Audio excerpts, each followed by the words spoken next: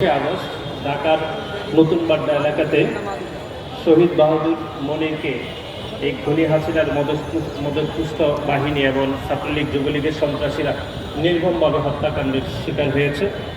আমি শহীদ বাহাদুর হোসেন মনিরের পিতা জনাব আবু জাফরকে সংক্ষিপ্তভাবে কথা বলার জন্য বিনীত অনুরোধ করছি।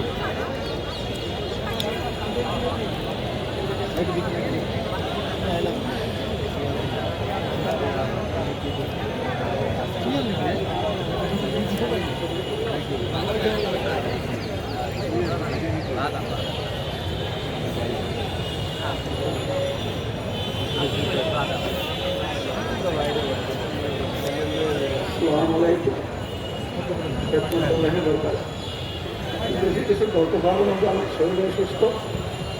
তবে আমার ছেলে আমি সকালে গাড়ি নিয়ে বেরিয়েছিলাম, বেরোনোর পরে আমার 12টা ফোন দিছে, আপনার রাস্তায় অ্যাম্বুলেন্স চলতেছে, তুমি কোথায় আছো?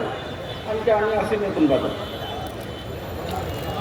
নতুন বাজার আমি একবার বাচ্চাটি গেলাম, বাচ্চাটি দেখি যে সেখানে ছাত্র কিছু জ্বর হয়েছে।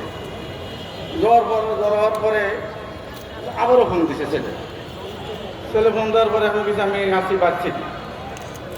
তারপরে আমি হ্যান্ডনে করে ছাত্র ঘরে আমি বাধা দিয়া আমি একটু আগাইছি, আমি তোমরা এখন আসো না, খন্দকার শহীদ খন্দকার আর আরও কিছু লোক আছে সেখানে বাসপটিতে না আষ্টভুজা লাঠি নিয়ে রিক্সা দিয়ে নিয়ে তোমার নতুন বাজার দাঁড়াইছে, তোমরা এখন খালি হাতে আসো না। ফেরা কিন্তু খালি হাত।